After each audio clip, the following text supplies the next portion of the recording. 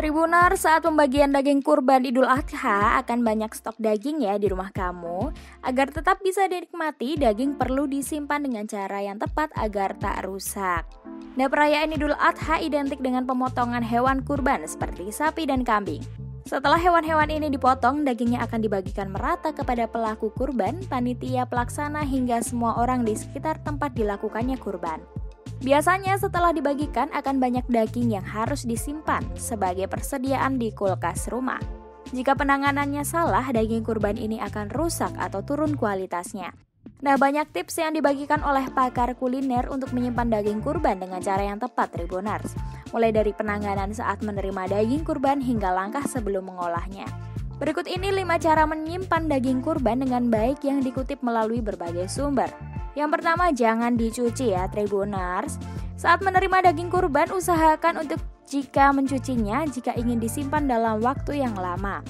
Ketika daging kurban dicuci sebelum disimpan, dikhawatirkan bakteri dari daging dapat menyebar pada permukaan lain melalui air yang mengalir.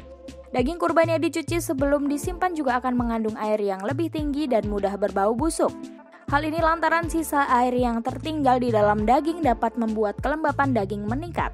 Daging kurban disarankan untuk dicuci hanya ketika akan dimasak saja, tetapi sebelum dimasak pun daging kurban yang sudah dicuci harus benar-benar dikeringkan dengan benar. Yang kedua, Tribuners, potong daging sesuai kebutuhan saja. Hindari untuk menyimpan daging dalam keadaan utuh. Hal ini dapat membuat daging akan mudah terkontaminasi sehingga tidak bisa kembali disimpan dalam waktu yang lebih lama. Saat menerima daging kurban, usahakan untuk membaginya menjadi beberapa bagian dengan ukuran yang cukup untuk sekali masak. Saat dibekukan akan dimasak, tinggal dilumerkan secukupnya saja. Takaran yang disarankan untuk menyimpan daging bisa dibuat menjadi per kantung isi setengah kilogram atau 1/4 kilogram. Selain itu, untuk membuat daging tidak terkontaminasi, cara ini juga akan memudahkan saat memasak. Yang ketiga, pastikan ruang penyimpanannya bersih ya, Tribuners. Daging yang sudah disiapkan untuk disimpan selanjutnya bisa langsung dimasukkan ke dalam freezer. Baik akan disimpan pada wadah freezer sendiri atau wadah freezer yang menyatu dengan kulkas.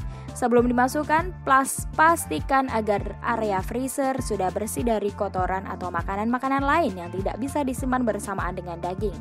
Sebelum disimpan, pastikan juga kantung dan wadah penyimpanan daging sudah bersih dari cairan darah yang menetes. Jangan sampai masih ada cairan daging yang keluar dan menggenang mengotori area penyimpanan hingga mengontaminasi potongan daging yang lain ya.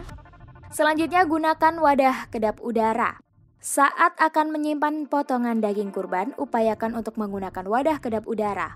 Wadah kedap udara ini berfungsi untuk mencegah daging mengering saat dibekukan dalam freezer di rumah. Tetapi banyak yang disarankan untuk menggunakan plastik ziplock agar memudahkan saat akan memasaknya. Yang terakhir, Tribuners, bekukan pada freezer.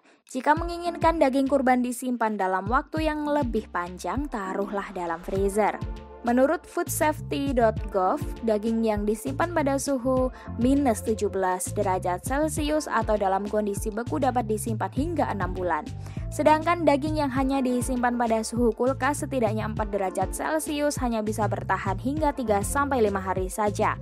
Jika ingin digunakan, daging kurban yang sudah dibekukan ini disarankan untuk dilumerkan dengan memindahkan pada suhu kulkas biasa. Itu tadi, Tribuner, cara menyimpan daging yang benar ya. Itu menurut tips dari Tribun News Style. Jadi kalian yang udah dapet daging segera disimpan, segera dirawat di kulkas biar awet tahan lama, biar bisa dimasak besok-besok begitu, Tribuners ya. Kalau gitu, ini tadi semoga membantu ibu-ibu atau kalian Tribuners di rumah yang memiliki daging kurban ya.